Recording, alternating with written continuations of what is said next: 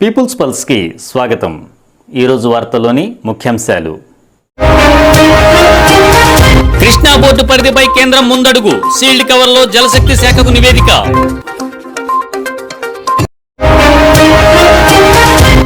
Vaccine అరకొరే, దేశంలో తొలి డోసుకు దూరంగా 75% కన్నా ఎక్కువ మంది.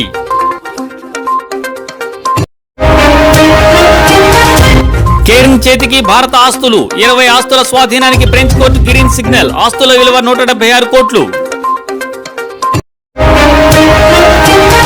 ఇది సర్కారీ హత్యే, స్టాన్ స్వామి మృతిపై ఆదివాసీ అధికార రాష్ట్రీయ మంచ్. ఒలింపిక్ విలేజ్ లో కరోనా కలకలం, ఎమర్జెన్సీ దిశగా జపాన్ ప్రభుత్వం.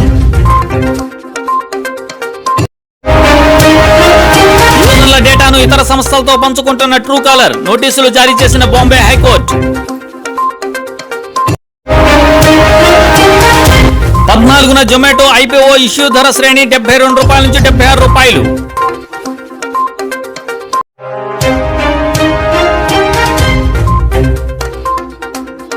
కృష్ణా నదీ యాజమాన్య బోర్డు పరిధి నిర్ధారణ దిశగా కేంద్రం అడుగులు వేస్తోంది. ఇందులోని సాధ్యాసాధ్యాలను కేంద్ర న్యాయశాఖ పరిశీలిస్తోందని రాష్ట్ర జలవనరుల శాఖ వర్గాలు తెలిపాయి. కృష్ణానదిపై ఉన్న ప్రాజెక్టులన్నింటినీ బోర్డు పరిధిలోకి తేవాలని ఆంధ్ర కోరుతుండగా తెలంగాణ ససేమిరా అంటోంది. నదీ జలాల పంపిణీ కోసం కొత్త ట్రిబ్యునల్ను వేయాలని డిమాండ్ చేస్తోంది. ఈ అంశం సుప్రీంకోర్టు పరిధిలో ఉన్నందున తాము జోక్యం చేసుకోబోమని, కేసును వాపసు తీసుకుంటేనే నిర్ణయం తీసుకునేందుకు వీలుంటుందని ఆ రాష్ట్రానికి జలశక్తి శాఖ స్పష్టం చేసింది. ఈ నేపథ్యంలో తాము సుప్రీంకోర్టులో కేసు ఉపసంహరించుకున్నామని, అందువల్ల వెంటనే కొత్త ట్రిబ్యునల్ను వేయాలని తెలంగాణ కోరింది. అయితే ఈ అంశం సుప్రీంకోర్టు పరిధిలోనే ఉందని, ఈ నెలలో విచారణకు రానుందని ఏపీ జలవనరుల శాఖ చెబుతోంది. కాగా సుప్రీంకోర్టులో ఉన్న కేసును పట్టించుకోకుండా అయ్యర్ ఇచ్చిన స్టీల్ కవర్ నివేదికపై జలశక్తి శాఖ పరిశీలన మొదలుపెట్టిందని ప్రభుత్వ వర్గాలు అంటున్నాయి. కాగా కృష్ణా జలాలపై 2 రాష్ట్రాల మధ్య వివాదం నేపథ్యంలో శుక్రవారం జరపాల్సిన త్రిసభ్య కమిటీ సమావేశాన్ని వాయిదా వేస్తూ కేఆర్ఎంబీ నిర్ణయం తీసుకుంది.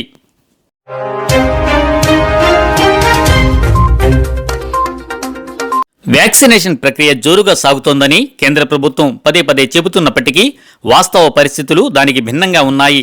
అధికారిక లెక్కల ప్రకారమే ఇప్పటికీ 75% పైగా ప్రజానీకం తొలి డోసుకు దూరంగా ఉన్నారు. కేవలం 23% మందికి మాత్రమే తొలి డోసు లభించింది. కేవలం 19% మందికి మాత్రమే రెండో డోసు వేశారు. వ్యాక్సినేషన్ ప్రక్రియ జనవరిలో ప్రారంభం కాగా ఇప్పటి వరకు 2 డోసులు కలిపి 36 కోట్ల మందికి వ్యాక్సినేషన్ జరిగినట్లు కేంద్రం ప్రకటించింది. ఈ మొత్తంలో 81% తొలి డోసులే, అంటే కేవలం 19.4% మందికే రెండో డోసు వేయగలిగారు. దేశంలో వ్యాక్సినేషన్ ప్రక్రియ ఎలా జరుగుతుందో చెప్పడానికి ఈ లెక్కలే చాలు.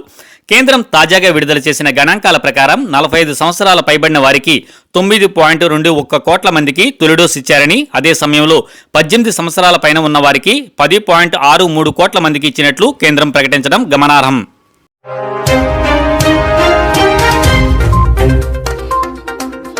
కేర్న్ ఎనర్జీ విదేశాల్లోని భారత ప్రభుత్వ ఆస్తుల స్వాధీనానికి సిద్ధమైంది. ఇందులో భాగంగా ప్యారిస్లో కేంద్ర ప్రభుత్వానికి చెందిన 20 ఆస్తుల స్వాధీనానికి అక్కడి స్థానిక కోర్టు నుంచి అనుమతి సంపాదించింది. ఈ ఆస్తుల విలువ €2 కోట్ల, సుమారు 176 కోట్లు ఉంటుందని అంచనా. కేంద్ర ఆర్థిక మంత్రిత్వ శాఖ మాత్రం ప్యారిస్లోని ఏ కోర్టు నుంచి ఇప్పటి వరకు తమకు ఎలాంటి సమాచారం లేదని పేర్కొంది.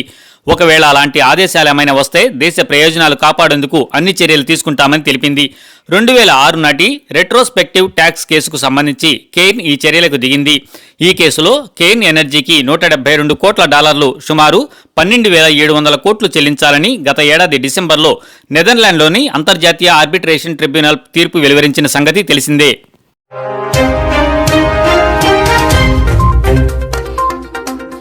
గిరిజన హక్కుల కార్యకర్త స్టాన్ స్వామి మృతిపై ఆదివాసీ అధికార రాష్ట్రీయ మంచ్ సంతాపం వ్యక్తం చేసింది. ఈ మేరకు మంచ్ జాతీయ కన్వీనర్ జితేంద్ర చౌదరి, చైర్పర్సన్ ఎం బాబురావు బుధవారం ఒక ప్రకటన విడుదల చేశారు. ఆయన మరణం మోడీ ప్రభుత్వం రూపొందించిన ఒక వ్యవస్థాగత హత్య అని పేర్కొన్నారు. అణగారిన వర్గాల ప్రజలకు రక్షణగా నిలుస్తూ ప్రభుత్వ నిరంకుశ విధానాలను వ్యతిరేకించే వారిపై తప్పుడు కేసు మోపి శిక్షించడంలో జాతీయ దర్యాప్తు సంస్థ తనను తాను క్రిమినల్గా నిరూపించుకుందని విమర్శించారు. జార్ఖండ్లో గిరిజనులకు హక్కుల సాధనలో స్టాన్ స్వామి ఛాంపియన్గా నిలిచారని పేర్కొన్నారు. ఒక 84 ఏళ్ల వృద్ధుడిని ఉగ్రవాద ఆరోపణలపై నిందితుడిగా చేయడం దేశ చరిత్రలోనే ఇది తొలిసారని అన్నారు. పార్కిన్సన్స్ వ్యాధితో తీవ్ర అనారోగ్యంతో బాధపడుతున్న స్టాన్ స్వామిని అరెస్ట్ చేశారని, జైలులో ఆయన ఆరోగ్య పరిస్థితి మరింత విషమించిందని పేర్కొన్నారు. ద్రవ పదార్థాలను ఆహారంగా తీసుకునేందుకు స్ట్రా, సిప్పర్ వంటి వాటిని ఇవ్వాలని కూడా ఆఖరుకు జైలును ఆశ్రయించాల్సి వచ్చిందని ఆవేదన వ్యక్తం చేశారు. పలుమార్లు బెయిల్ పిటిషన్లను తిరస్కరించి స్టాన్ స్వామి వ్యవస్థాగత హత్యలో న్యాయ వ్యవస్థ కూడా ప్రభుత్వానికి సాయం చేసిందని ఏఏఆర్ఎం నేతలు పేర్కొన్నారు.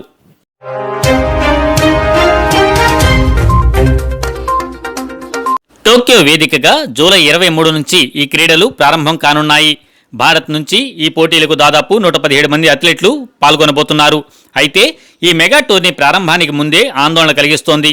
టోక్యోలో కరోనా కేసులు విపరీతంగా పెరిగిపోతున్నాయి. ఇప్పటికే టోక్యో చేరుకున్న కొంతమంది అథ్లెట్లకు కరోనా పాజిటివ్గా రావడంతో అంతర్జాతీయ ఒలింపిక్ సంఘంతో పాటు జపాన్ ప్రభుత్వం హైరాణ పడుతోందట.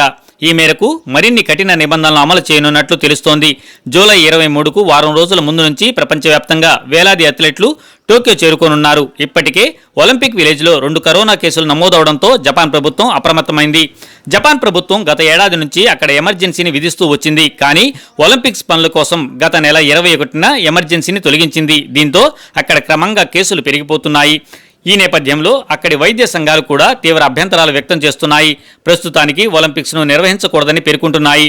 టోక్యోలో రోజుకి సగటున 920 కేసులు నమోదవడంతో వీటికి బలం చేకూరినట్లయింది.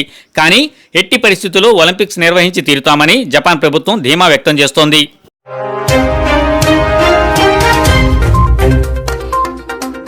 ట్రూకాలర్ మొబైల్ తమ యూజర్ల అనుమతి లేకుండానే ఇతర సంస్థలతో డేటాను పంచుకుంటుందంటూ బాంబే హైకోర్టులో పిటిషన్ దాఖలైన విషయం తెలిసిందే.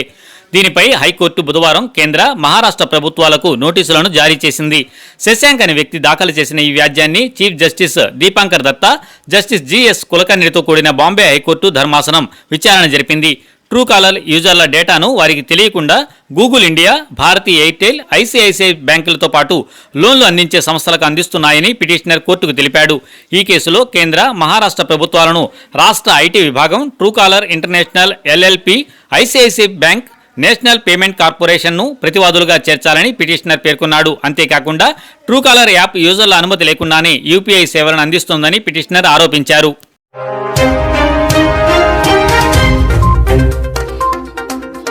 Online food delivery platform Zomato తొలి పబ్లిక్ ఆఫరింగ్ ఈ నెల 14న ప్రారంభమై 16న ముగియనుంది.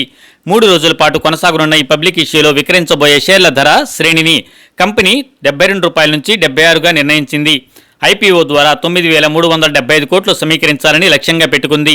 ఐపీఓలో భాగంగా కంపెనీ 9,000 కోట్ల విలువైన తాజా ఈక్విటీని జారీ చేయనుంది. అలాగే జొమాటో యాజమాన్య సంస్థల్లో ఒకటైన info edge India limited offer for sale పద్ధతిని 375 కోట్ల ఈక్విటీ షేర్లను విక్రయించనుంది. ఇన్ఫో ఎడ్జ్కు కంపెనీలో 18.6% వాటా ఉంది. ఐపీఓ అనంతరం కంపెనీ మార్కెట్ విలువ 64,365 కోట్ల స్థాయిలో ఉండనుందని జొమాటో సిఎఫ్ఓ అక్షంత్ గోయల్ అన్నారు.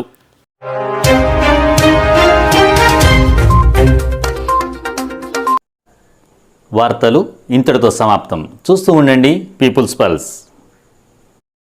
సామాన్య ప్రజల గుండె సవ్వడి, ప్రజానాడి. చూస్తూ ఉండండి పీపుల్స్ పల్స్.